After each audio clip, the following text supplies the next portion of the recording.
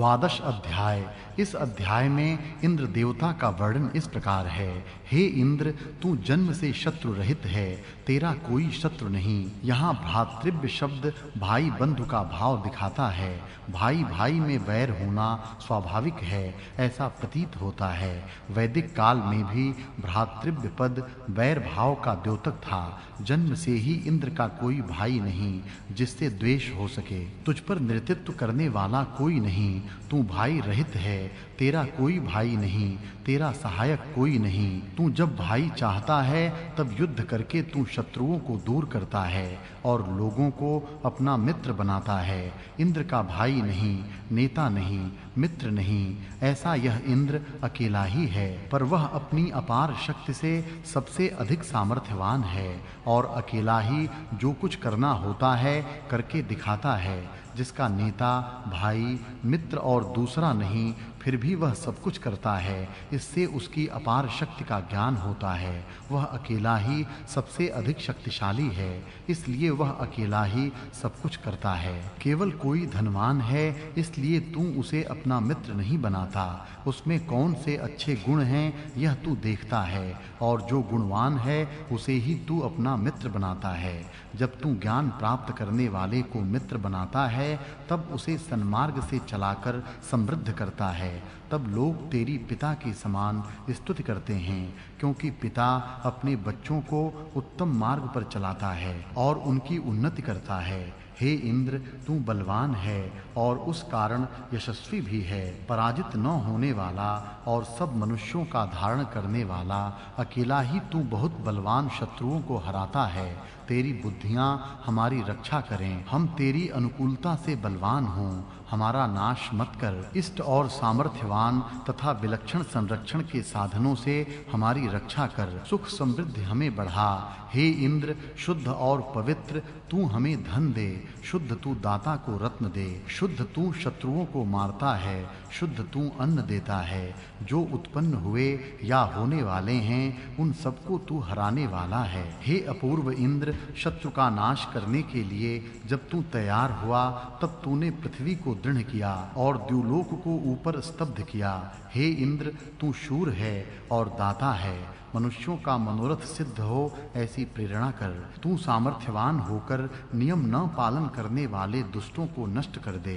हे बलवान इंद्र, ज्ञानवान ऐसे तेरे पास हम धन का भाग मांगते हैं। अपने पिता से जैसे मांगते हैं वैसे ही धन का भाग हम मांगते हैं। तेरा महान स्थान आश्रय लेने योग्य है, तुझसे उत्तम मन मांगते हैं। तू गायों में पका हुआ दूध उत्पन्न करता है। आकाश में सूर्य को ऊपर चढ़ाया तब तेरे लिए यज्ञ शुरू हुए।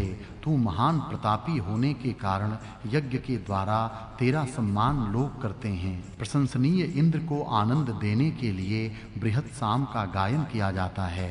इस प्रकार इंद्र का वर्णन मंत्रों के द्वारा किया गया है। इस इंद्र के लिए यज्ञ करते हैं और उनमें उसको पीने के लिए सोमरस देते हैं। इंद्र को सोम, बलवान और हजारों प्रकार के दान देने वाला इंद्र सोमरस पीता है और आनंदित होता है। हे इंद्र, तेरे लिए तैयार किया गया यह बलवान और आनंद देने वाला, श्रेष्ठ और सामर्थ्य युक्त, सेवन करने के योग्य, शत्रुओं को हराने वाला, अमर आह्लाददायक सोमरस तुझे प्राप्त हो। तू प्रथम पीने वाला है।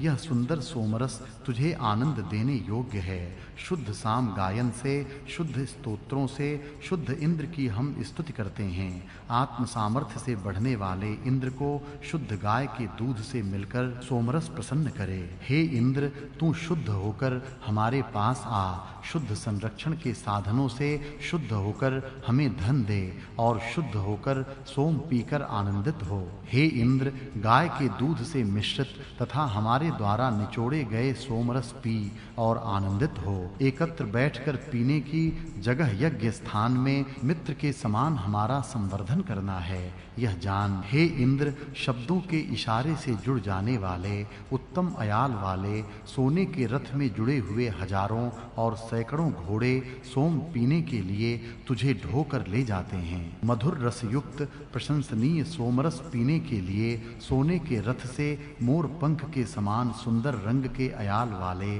तथा सफेद पीठ वाले दोनों घोड़े तुझे पहुंचाएं। इस प्रकार इंद्र के सोम पीने के लिए यज्ञ में जाने का वर्णन है। अग्निदेव का वर्णन इस अध्याय में इस प्रकार आया है। दूर रहकर भी हमारी प्रार्थनाओं को सुनने वाले अग्नि के लिए हम मंत्र बोलते हैं, मंत्रों के द्वारा उसकी स्तुति करते हैं। पहले से ही हिंसक शत्रु सैन्य के इकट्ठे होने पर भी दानी मनुष्य के घर की यह अग्नि रक्षा करता है। अत्यंत सुखमय शांति देने वाला वह अग्नि हमारा धन अथवा जो कुछ हमारे पास है उस सबको सुरक्षित रखे तथा हमें पापों से बचा दे। शत्रु का नाश करने वाला और प्रत्येक युद्ध में धन देने वाला अग्नि प्रकट हो गया है। हे भरण पोषण करने वाले अग्नि, तू प्रज्वलित हो। हे जरा रहित तेजस्वी और प्रकाशमान अग्नि, कम न होने वाले तेज से तू प्रकाशित हो। प्रज्वलित तेजस्वी आहुति से युक्त धन देने वाला अग्नि शत्रुओं को मारता है। हे अग्नि, तू संग्राम में जिसकी रक्षा करता है, स्पर्धा में जिसको तू प्रेरणा देता है, वह सदा अन्न प्राप्त करता है। हे शत्रुओं को हराने वाले अग्नि, इस तेरे भक्त को कोई भी नहीं हरा सकता। इसका यशस्वी बल प्रसिद्ध है। वह सब मनुष्यों का कल्याण करने वाला, अग्नि घोड़ों के युद्ध में विजय प्राप्त कराने वाला और ज्ञानियों द्वारा प्रसन्न किया गया है। हे अग्नि, पुत्र पौत्रों के साथ होने वाले अन्न हमें भरपूर दे। हवन जिसमें होता है ऐसा अग्नि मानवों के घर में रहता है। वह हमारी स्तुति सुने और दिव्य जन को अधिक पवित्र करे। कर्मों का पालन करने वाला उत्तम भाग्यवान तेजस्वी प्रकाशमान अग्नि की हम प्रार्थना करते हैं, वह हमें सुख देवे। हे अग्नि, प्रसन्न श्रेष्ठ और हवन करने वाला तू सबसे महान है। तेरी सहायता से यज्ञ का अनुष्ठान होता है। हे अग्नि, जो तेरे उत्तम सुशिक्षित शीघ्रगामी घोड़े शीघ्रता से तुझे ले जाते हैं, उन्हें अपने रथ में जोड़। हे अग्नि, देवों को यज्ञ में बुला ला। इस प्रकार अग्नि का वर्णन इस अध्याय में है। देवों के लिए सोम। हे सोम, स्तुति के बाद पीने के लिए वायु के पास जा। स्वच्छ किए जाने के बाद मित्र और वरुण के पास जा। नेता की बुद्धि को गति देने वाले और रथ में बैठने वाले अश्विनों की ओर जा। बलवान और वज्र के समान बाहुओं वाले इंद्र के पास जा। इस प्रकार देवों को सोम रस दिए जाने के संबंध में वर्णन है। सोम बल बढ़ाने का साधन, वह शूर सोम अपने तेज से द्यावा पृथ्वी को भर देता है। हरे रंग का सोम कलश में जाता है। सोम छलनी से छाना जाता है। पानी में शीघ्रता से मिलने की इच्छा करने वाले तेजस्वी तथा पात्र में रहने वाले सोम रस को निकालकर उसमें पानी मिलाओ। हजारों धाराओं से छाने जाने वाले बलवर्धक दूध में मिलाए हुए प्रिय सोम को देवों को देने के लिए शुद्ध कर। इस सोम का प्रेरणा देने वाला और सोने से पवित्र होने वाला तेजस्वी रस देवों को मिलता है। यह सोम शब्द करता हुआ छलनी से छाना जाता है। सोम छानने वाले ऋत्विज हाथों में सोने की अंगूठी पहनते थे।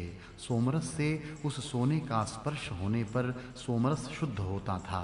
ऐसा हेमना पूयमानः शब्द से प्रतीत होता है, अथवा और किसी प्रकार से भी सोमरस के साथ सोने का संबंध होता होगा, पर सोमरस के लिए सोने का स्पर्श आवश्यक समझा जाता था।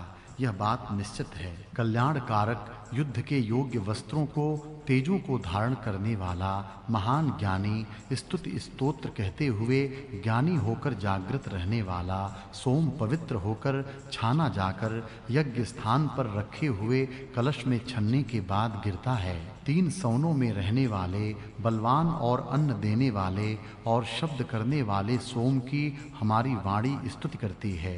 जल में मिलाया गया प्रगतिशील और रत्न देने वाला सोम स्वीकार करने योग्य धन देता है। शूरों के समूह को पास में रखने वाला, अनेक वीरों से युक्त, सामर्थ्य युक्त और विजयी, धन देने वाला, तीक्ष्ण शस्त्र पास में रखने वाला, शीघ्र धनुष चलाने वाला, संग्राम में शत्रुओं को असह्य असह्य युद्ध में शत्रुओं को हराने वाला सोम छाना जाता है। सब देव और वीर सोम पीकर लड़ाई पर जाते हैं और वीरता से काम करते हैं, इसलिए वीरता के काम सोम ही करता है। यह अलंकारिक वर्णन यहाँ किया गया है।